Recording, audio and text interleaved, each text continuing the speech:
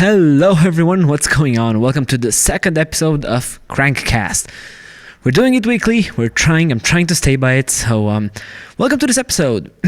Without any further ado, we have some really interesting news this week that I think you all are gonna like it. So let's jump straight into them, and I'm gonna talk to you through the headlines. So first of all, Aprilia news, because news from Italy is always exciting, and in this case it is, because Aprilia just announced, right after I filmed the last podcast actually, that they're going to introduce a new Aprilia Tuono 660. Also Aprilia, based on the same engine, was testing another interesting bike, the Touareg 660. Or we assume it's going to be called the Touareg 660. But the point is, this is an adventure bike that might be a competitor to the Tenere, but we'll talk about that shortly. Dakar news. There's one important KTM news, mostly Toby Price related news that we're going to talk about in the Dakar. And then we have Husqvarna with maybe not the most exciting news for some, but for the younger one of this audience, definitely. We might have a new Svartpilen 125 bike. That's super cool. And finally, last but not least, it's Triumph news, because Triumph just released a short teaser of their new Triumph Speed Triple RS. Not to be confused with the Street Triple, this is the Speed Triple RS. And then finally, for the story time, we are going to quickly talk about the Honda Motocompo. You have probably never seen it, maybe if you watch Mighty Car Mods, but it's a really interesting motorcycle that we're going to talk about in the second part of the show. But let's start with the beginning, and in this case, the beginning is Aprilia. And we're going to start with the Tuono 660. So, what is it, basically? You take the RS660, chop some fairings off, and there you have it. So, jumping through some really quick specs, it's going to have a 94 horsepower parallel twin. It's going to have 94 horsepower, parallel twin, with a 270 degree crank. Now, basically, this is almost the same engine that you find in the RS660. And that's not bad, because according to the reviews of the RS660, people liked that bike. So yeah, I think this is going to be cool. And the cool thing is that that RS bike that has about 100 horsepower. This one has 94, so it's only 6 horsepower. I'm assuming it's because of some detuning, because most manufacturers do something like that, where their naked bikes have slightly lower horsepower, but manage to generate a bit more torque in the mid-range or down low in the rev range, because usually these naked bikes are going to be used in urban environments or in cities and in places where you're not going to be high up in the RPM. And another good news about this is Aprilia have taken a note out of other manufacturers' books, and what they did is they will release an e02 compliant bike. So that means you'll have a Tuono 660 with only 48 horsepower. Now, what's great about this is that if you have an A2 license in Europe, you are limited to this 48 horsepower number, but you're gonna have the same chassis, the same brakes, the same electronics. Everything is gonna be the same with the regular model. So yeah, this is definitely opening up their bike to more customers in general. I think that's a good idea. The price is going to be, and I'm quoting here, a smidge under £10,000. I think that's a fair pricing. I mean, this is Aprilia at the end of the day, so it is an Italian manufacturer. It's supposed to be a bit more premium, a bit more high end. So yeah, and yeah, what else is there to say about this bike? It's definitely going to have competition. A lot of manufacturers have been coming into this sort of middleweight naked bike segment. Like you have the KTM 890 Duke. You have the MT-07. This one would be somewhere between the MT-07 and the MT-09. It is a pretty interesting place that Aprilia is situating themselves in. But yeah, I'm really curious to see how the reviews are going to be about this. The design is pretty. I mean, as most Aprilias lately, the design is quite beautiful. But I do have a slight issue with it. So here's the thing. This is an issue I have with Aprilia and with differentiating models between their super sports and their naked bikes. So the thing is, with Aprilia, their Tuono lineup has almost always been really similar to the RSV, right? It's not like even if you take the Yamaha R1 and the MT10, they might share chassis and stuff, but when you talk about fairings and things like that, they are really different. With Aprilia, I personally don't feel like it is that way. I personally think that it's a bit more just take the super sports bike or the super sports looking bike and chop it up a bit, and then here you go, you have a Tuono. And in this case, in the RS6 case, it just looks like a super bike that someone chopped a bit of the upper windshield. It doesn't look bad, do not get me wrong, but I'm curious if you'll go for that look, why not just get an RS660? I mean, probably the ergonomics are going to be a bit more comfy on the Tuono. True. Yeah, I'm really curious how it's going to play out. At least in pictures and in the way Aprilia released it, I think the Tuono and the RS are really similar. But we're going to have to wait and see. At the end of the day, we have to wait, see these bikes in real life, and then we'll be able to properly judge them. But yeah, there's actually one thing in my notes. At the end of the day, I truly think it's going to be a cracking good bike. You know, Aprilia doesn't make boring bikes usually. Aprilia is pretty good in making some exciting motorcycles, and I honestly don't think the Tuono will be any different. So yeah, I can't wait to see it. In other Aprilia news, quite similar but quite different, we now have spy shots of the new, possibly named Aprilia Touareg 660. So the first disclaimer of this is that we only have spy shots. That's it. So we don't really know much, even about the shape of it. We know stuff about the general shape of this bike, but nothing more really. What is this? This is basically a lightweight adventure bike. So I think it would come somewhere in the class of Yamaha, of the Tenere 700, of the KTM 790 and the Adventure and the Adventure Rs. The thing I have with this is that Yamaha has had some off-road pedigree lately. KTM has also had off-roading pedigree lately. Aprilia, though, not so much. I mean, they did have like the Pegasos back in the day, and they had the Touareg as well, which was a proper adventure bike. But that was quite a bit of time ago, and if I'm not mistaken, Aprilia hasn't made something off-roady in a while. And what my point with this is, I'm really curious if they're gonna go the more hardcore off-road route, or if they're going to go for their hardcore on-road route. If you look at adventure bikes, at the big ones, right, you have sort of two categories.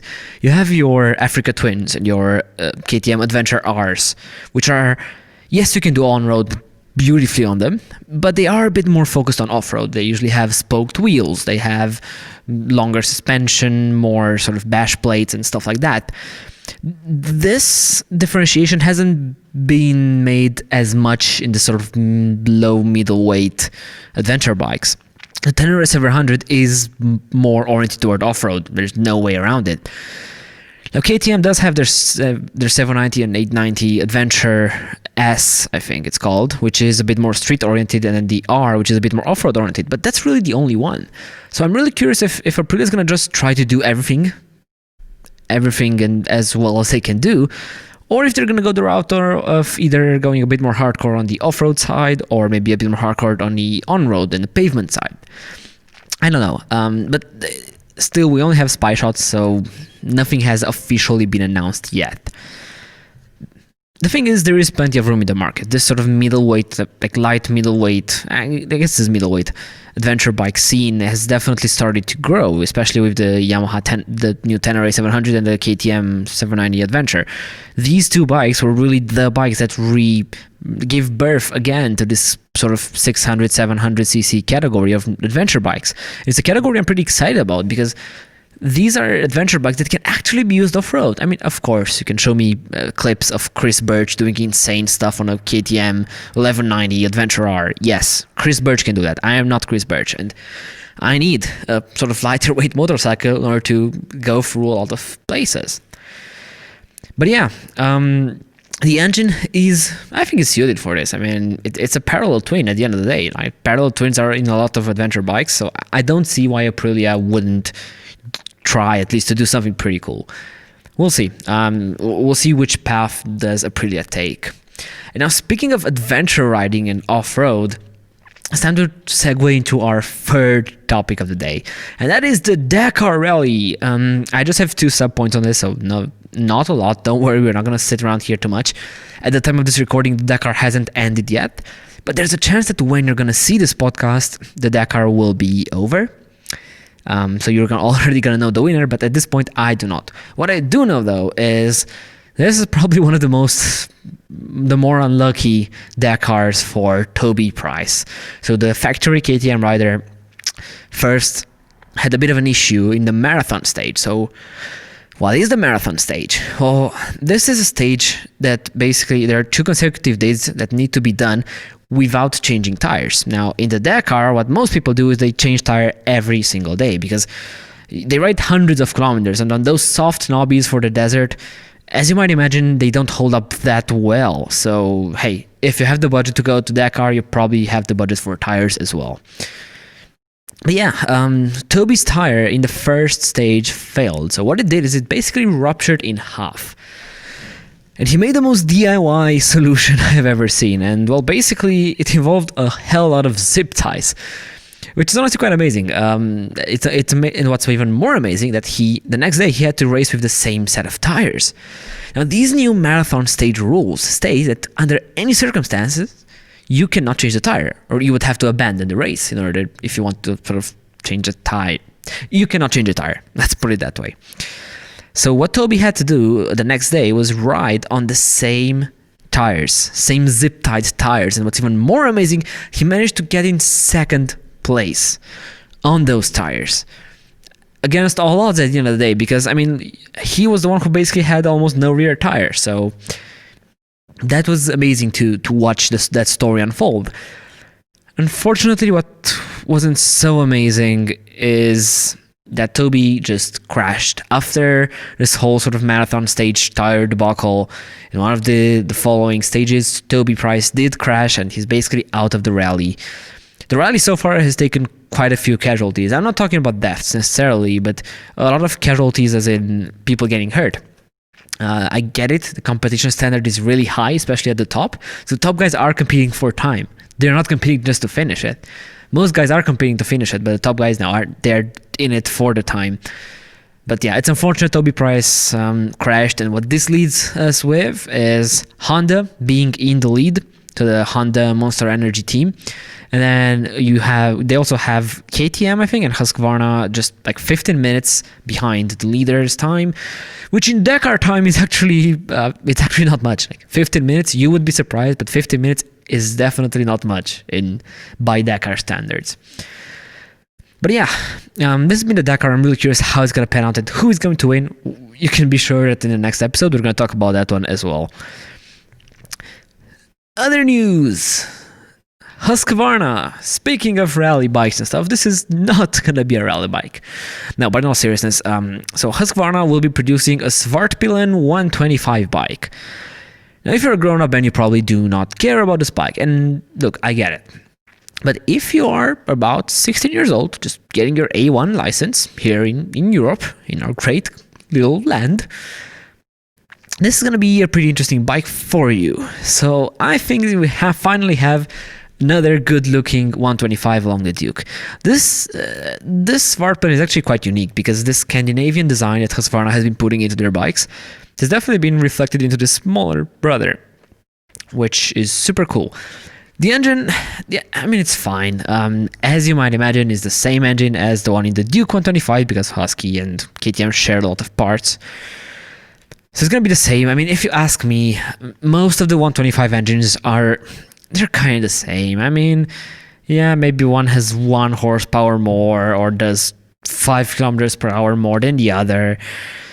Whatever, they all sound the same. They're all single cylinder, 125. They're fine. Okay, you can't do anything else at 16, so yeah, they have to be fine. But yeah, again, I can't overstate the design. It's just really classy. It basically looks like someone took a regular like 401 or 701 Svartpilen, and then they just shrunk it up a bit.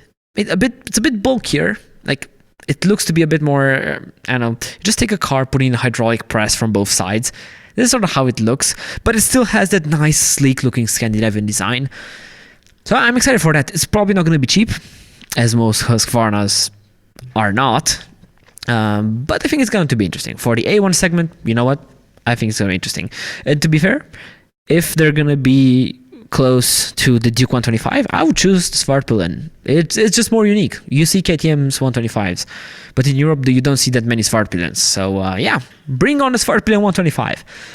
So I'm also curious if they're going to change other stuff about it, because when they did the Vitpilen and the Svartpilen, sure, a lot of components were shared with KTM, but a lot of them were not. Like, chassis were slightly tweaked, right? The geometry was slightly tweaked. I'm curious if they're going to go the same route for the 125s.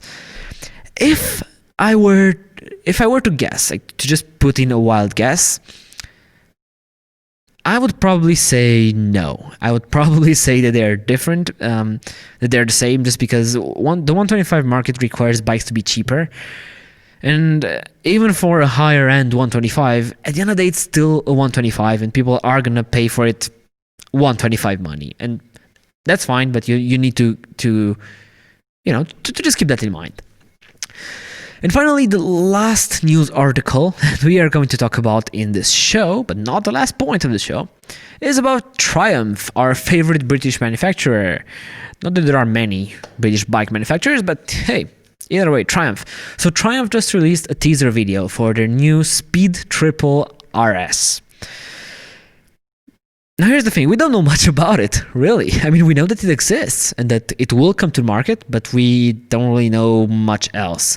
So yeah, there's that. They just released a teaser video. The launch hasn't officially happened, but I'm curious about it when it's going to actually happen.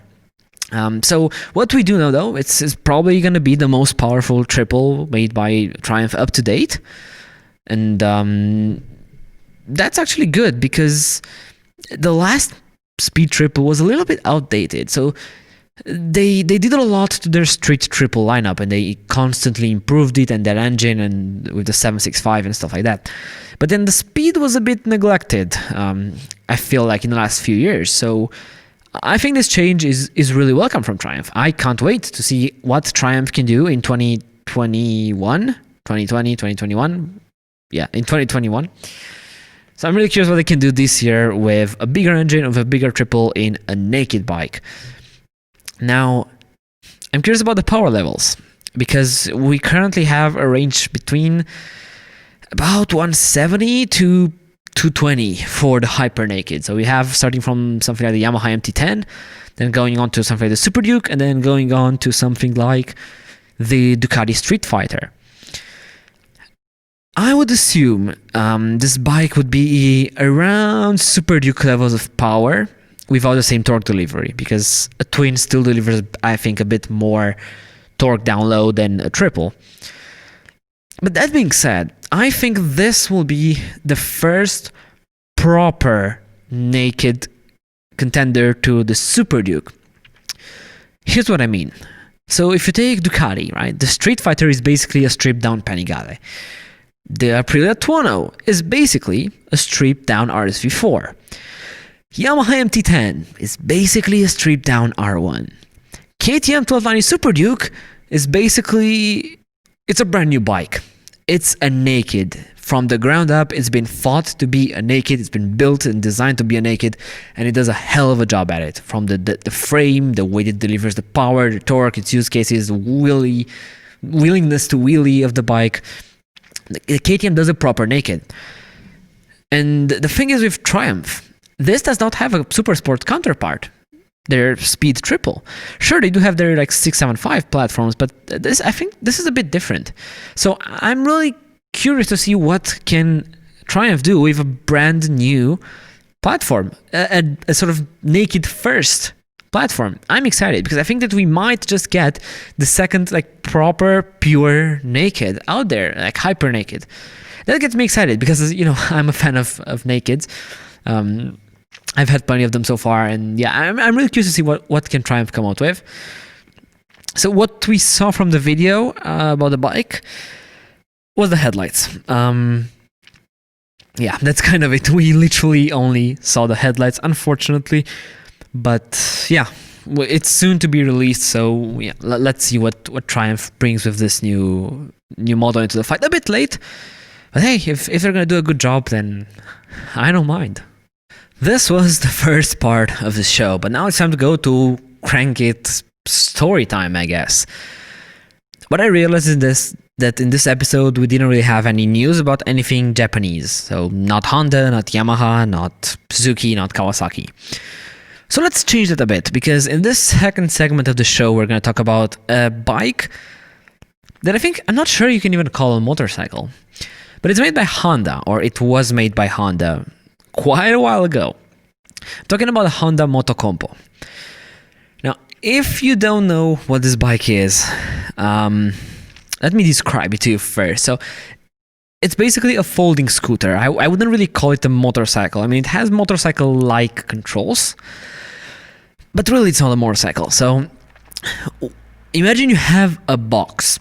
It's about, I don't know, maybe 1 meter long, 20 centimeters height, 30 centimeters, 20 centimeters in width, something like that. And that you have a bike that folds into that box. So you just take it out of the car, and whenever you want to use the scooter, this moped, you just fold out the steering column, you fold out the handlebars with the grips, you fold out everything, and then boom, you have a motorcycle. This is what the Motocompo basically was, and what was so unique about it is that Honda made it so it would fit in subcompact cars.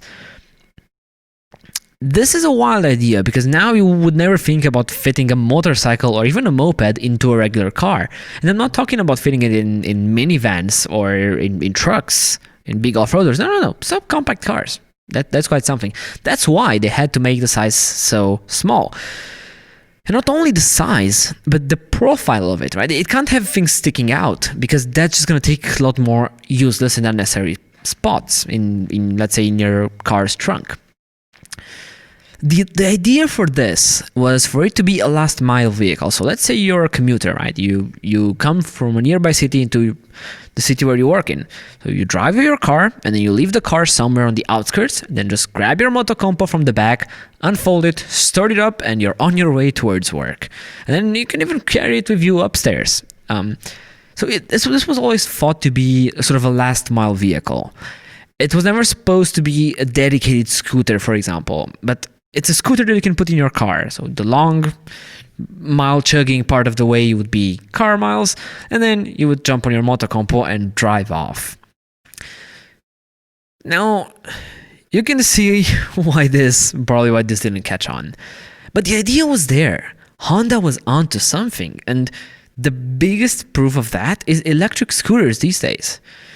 Now, I know between electric scooters and actual petrol Motocompos, there's a bit of a difference, but the idea is the same. You have a vehicle that can easily be folded and put in the back of your car. You can then take to do the last mile between where you park your car and your office, for example, or doing your regular runabout chores in the city. So electric scooters these days did sort of prove that what Honda had in mind back then was right. These sort of vehicles were going to become the future. But their implementation was a bit... Yes, let's go into... just so you understand, let's go a bit into the details. So, the specs. It has a blazingly fast 49cc engine.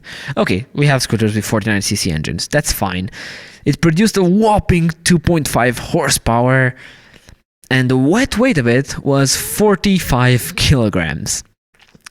This thing was kind of light enough so you could just lift it by yourself. Not easily, but you could. I mean, if you're a regular man, for example, you should probably be able to just lift it off the ground and into your trunk. Now, obviously it's not the fastest thing out there with 2.5 horsepower. I mean, no matter how you put it, you're not going to go anywhere fast. But what you are going to do is travel really economically, because this bike would consume 1 liter of fuel every 70 kilometers. So that's about 1.4 liters per 100 kilometers fuel consumption. That's nothing. That's sipping through fuel. And You might say that, well, it only has 2.2 liters of fuel capacity in it, so you can't reach anywhere. But the thing is, with a Motocompo, at that sort of fuel range, with those 2.2 liters inside the bike, you would have about 150 kilometers of city range. Now, I'm not sure in what city do you live, but I do not usually do 150 kilometers in a day just by moving around from my car to my office. So it definitely had a range, and it had the capabilities to carry around the city. And to be fair, in this big sort of urban environments, you might not need something bigger than 50cc. And proof of that is just go to some cities like Rome, go to Barcelona, Spain, Madrid. Go to these places that have a really deep scooter culture, like gasoline scooter culture, and see that you are going to see a lot of 50cc scooters. Heck, even Vespa still does 50cc scooters. So the idea of Honda building a 50 moped that was the Motocompo was actually not bad, not distant. What made it so unique, I think I mentioned it already, but was that every component of this little bike folded. So the steering column folded, the handlebar grips folded, everything folded down back into itself, sort of. And so that would make it for a really compact package in this Motocompo. Now you would say this is a really niche product, and not a lot of people bought it. But you would be surprised and not really at how many sales were of this bike. So Honda sold over 50,000 Motocompos, which, just by me describing to you what sort of a Frankenstein vehicle this is, it might sound like a lot. 50,000 Motocompos, that's plenty. But it's not that much if you put it in the context of Honda. Now, let's not forget that we're talking about the guys that made the Honda Super Cub, which is the most popular motorcycle in the world. They made so many really mass production bikes, like everything they do, like the Hornets, for example, the CB600 series. CBRs, one of the most produced and one of the most bought brands in the world. Honda is the biggest motorcycle manufacturer, at least in terms of volume. So 50k Motocompos suddenly doesn't sound that much. Now the thing is, these bikes are pretty old at this point, and as you can imagine, not a lot of them are still out there, and so they became a bit of a collector item. I mean, you can find them for more money than you can find a Grom, a brand new, like 2-year-old maybe Grom. So these are starting to become sort of collectible items. They're in a weird spot, right? They're not really collectible items because at the end of the day, they still made 50,000 of them, which is quite a lot. But then you also have to think that, well, there aren't that many out there left, and you don't see them very often. So they're in this sort of limbo between, okay, are they going to be worth a lot of money or are they not? Personally, I think they made a bit too many of them for them to be really worth a lot of money, but there's something really cool, really quirky. And to be fair, if you were to park a few bucks into a Motocompo, I don't think you would regret it. I genuinely don't think you would regret a decision like that. Now, you might say that, okay, Honda did this bike, they released it to the public, saw it was a disaster, and never came back to it. But you would actually be quite wrong, because Honda themselves revised this concept twice. So they built 2 other concept motorcycle. One of them at least was somewhere in the 2000s. They presented it at the bike show. And they had the same principle, so the same idea of a folding motorcycle, a motorcycle that you can put in the back of your car. Honda tried to revive this idea. They tried to bring it back to market in different other concepts. But unfortunately, they never did anything with it. Now, if you were to fast forward in 2021, it would be easy to see why something like this wouldn't work today, or at least not in this form. The issue with this is that now the Motocompo would be sort of in a weird limbo. Like, you definitely can't do it petrol any longer. Like, we have the whole environmental scene going on. Electric is definitely the way, especially for such an urban vehicle. You have to go electric. But then the size of the Motocompo was kind of big, really, because if you think about it, if you get an electric scooter now, like the ones that kids use to ride, that one has a fair amount of mileage and can take you fairly quickly. It it does most of the job. So a vehicle like the Motocompo would be a bit weird because it will be heavier than an electric scooter, so not as practical.